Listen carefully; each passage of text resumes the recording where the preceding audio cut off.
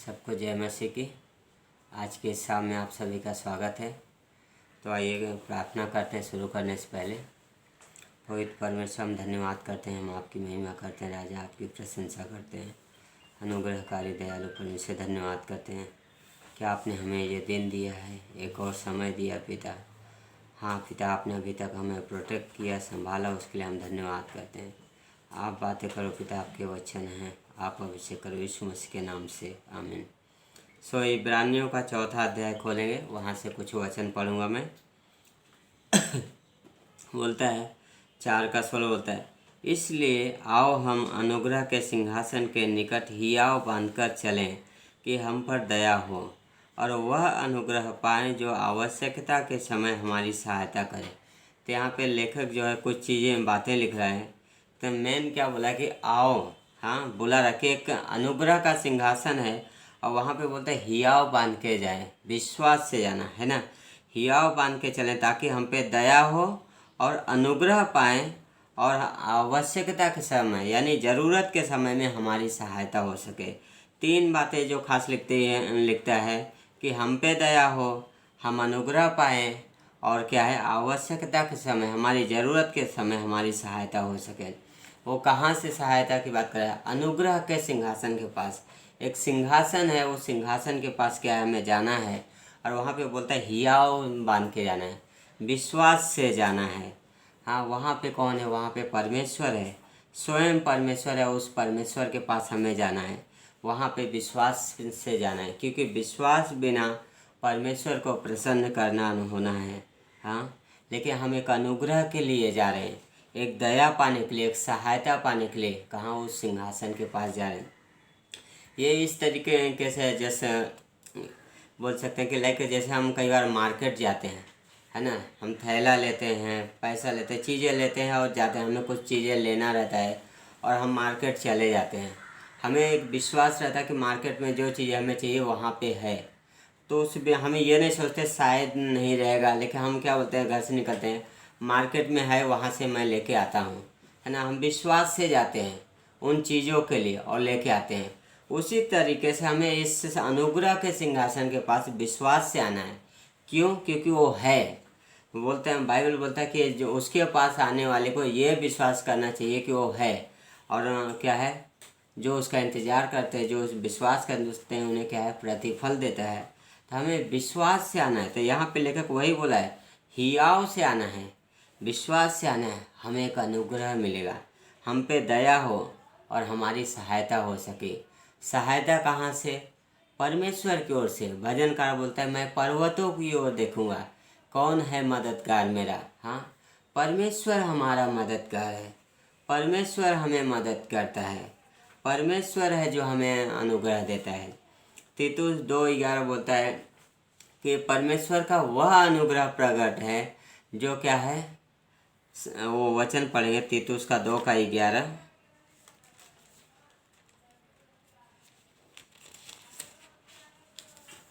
बोलता है, क्योंकि परमेश्वर का वह अनुग्रह प्रकट है जो सब मनुष्यों के लिए उद्धार का कारण है और हमें चेतावनी देता है कि हम अभक्ति और सांसारिक अभिलाषाओं से मन फेर कर इस युग में संयम, धर्म और भक्ति से जीवन बिताएं, है ना। तो परमेश्वर का अनुग्रह प्रकट है जो क्या है, हर किसी के उद्धार का कारण है। एक अनुग्रह है, अनुग्रह उद्धार का कारण है, लेकिन अनुग्रह कुछ चीज़ें भी देता है। वो चेतावनी देता है कि क्या है, भक्ति से, सांसारिक अभिलाषाओं से और इस युग में क्या है, संयम से जीवन बिताना है। संयम से हियाव बांध के परमेश्वर के पास जाना है। पर अनुग्रह हमें सिर्फ उद्धार के लिए नहीं है, लेकिन अनुग्रह हमें चेतावनी भी देता है। अनुग्रह हमारे उद्धार का कारण है। रोमियो 6 में पौलुस बोलता है, क्या हम पाप करते हैं कि अनुग्रह बहुत? फिर आगे बोलता है, कदापि नहीं। विश्वास के द्वारा अनुग्रह से हमारा उद्धार हुआ है, लेकिन अनुग्रह हमें पाप करने का लाइसेंस नहीं देता है। लेकिन हमें अनुग्रह ये साहस देता है कि हम उसके पास हियाव से आ सकते हैं। अनुग्रह हमें ये क्षमता देता है कि हम परमेश्वर के पास आ सकते हैं, हम परमेश्वर से बातें कर सकते हैं। ये उसके अनुग्रह के वजह से हुआ। क्योंकि जब हम उत्पत्ति में देखते हैं, उत्पत्ति के 3 अध्याय में, तो वहाँ पे आदम और हवा ने पाप किया और उस पाप का परिणाम ये हुआ कि क्या है, मौत आई। और मौत आने के कारण वो लोग परमेश्वर से अलग हो गए। परमेश्वर ने वहाँ पे करूब लगा दिए, जो क्या है, तलवार लिए। अभी वहाँ पे वापस वाटिका में नहीं जा सकते हैं आदम और हवा। लेकिन हमें अनुग्रह देखते कि वहाँ से वापस शुरुआत है। परमेश्वर ने उन्हें वहीं उनके हालत पे नहीं छोड़ा। वहाँ पे परमेश्वर का अनुग्रह देखते हैं, परमेश्वर की दया देखते हैं कि परमेश्वर उनके लिए जानवर मारता है, उनके नंगे तन को ढकता है। और वो अनुग्रह जो है यीशु मसीह में प्रकट होता है। यूहन्ना के 1:18 में यूहन्ना लिखता है, हमने उस पर क्या है, मूसा के द्वारा तो व्यवस्था है, लेकिन यीशु मसीह के द्वारा अनुग्रह और सच्चाई आया। हाँ, वो अनुग्रह प्रकट हुआ, वो अनुग्रह शरीर में आया। वो यीशु मसीह अनुग्रह से भरा हुआ था। यीशु मसीह अनुग्रह देता है। जब भी हम देखते उसके चेलों के साथ वो बातें कर रहा है, तो वो अनुग्रह से भरा हुआ है।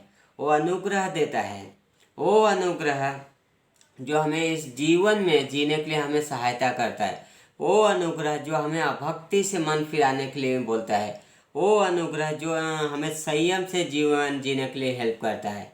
वो अनुग्रह परमेश्वर की ओर से आता है। वो परमेश्वर के सिंहासन के पास से आता है। वो हमारी ओर से नहीं है, ये परमेश्वर का दान है। इसलिए बोलता है कि उस अनुग्रह के सिंहासन के पास आओ।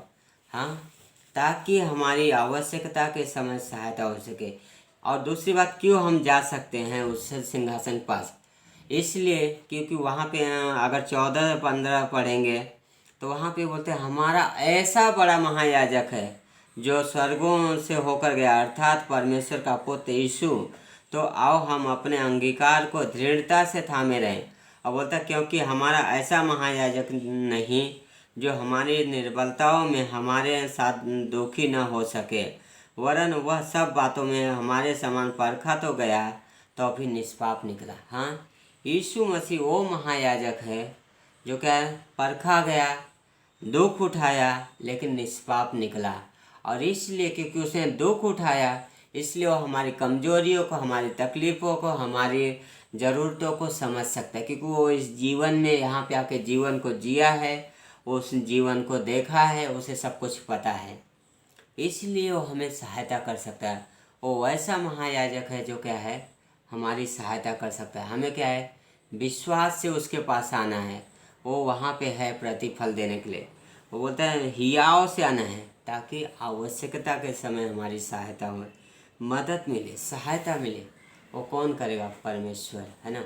हम कैसे आते हैं परमेश्वर के पास? विश्वास से आते हैं, हम उसके वचन के साथ आते हैं, हम प्रेयर में आते हैं, हम उसके लोगों के साथ संगति करते हैं। क्योंकि वो बोलता है बाइबल, जहाँ कहीं यीशु मसीह ने बोला मेरे नाम से 2 या 3 इकट्ठा होंगे, वहाँ मेरी उपस्थिति है। हम उसकी उपस्थिति में आते हैं, विश्वास से आते हैं, है ना। हम उसकी उपस्थिति में आते हैं, दृढ़ होके आते हैं। हम उसकी उपस्थिति में आते हैं तो हमें यह पता है कि वो है वहाँ पे। हम जब एक दूसरे के साथ संगति करते हैं तो हमें पता है कि यीशु मसीह हमारे बीच में है। हमें पता है कि वो हमारी बातें सुन रहा है। क्योंकि मलाकी में बोलता है कि जब भक्त जनों ने बातें किया तो उनके याद में पुस्तक लिखी गई। परमेश्वर हमारी बातें सुनता है। क्योंकि लिखा है, भजन संहिता में बोलता है कि जिसने हमें कान दिया उसके भी कान हैं। वो हमारे मध्य में रहता है, वो हमारे साथ दुख उठाया है, वो हमारे साथ परखा गया है, लेकिन वो क्या है, धर्मी है। इसलिए वो सिंहासन पे बैठा है और उस सिंहासन के पास हमें हियाव से जाना है, जहाँ पे वो हमें प्रतिफल देगा, है ना। वो हमारी सहायता करेगा, वो हम पे दया करेगा। पुराने नियम में महायाजक जाता था तो लोग इंतज़ार करते थे। हाँ, वो जाता था, लोग इंतज़ार करते थे कि हमारी प्रार्थनाएं सुनी गई कि नहीं, हमारा बलिदान कबूल किया गया कि नहीं। लेकिन आज हमारा बलिदान कबूल हो गया है, हमारी प्रार्थनाएं सुनी जा रही हैं। हमें जस हियाव से आना है सिर्फ, है ना। क्योंकि हमारा महायाजक हमारी कमजोरियों को, हमारी ज़रूरतों को, सारी चीज़ें जानता है, समझता है। इसलिए हमें उसके पास हियाव से आना है। इसलिए लेखक बोलता है, आओ हम दृढ़ता से क्या है, दृढ़ होके हियाव से जाएं, ताकि हम पे दया हो, अनुग्रह हो और सहायता पाएं ज़रूरत के समय। आमीन। आइए प्रार्थना करते हैं। धन्यवाद प्रभु परमेश्वर आज के इस दिन के लिए। इस समय को आपके हाथों में देते हैं। इस प्रार्थना को यीशु मसीह के नाम से, आमीन।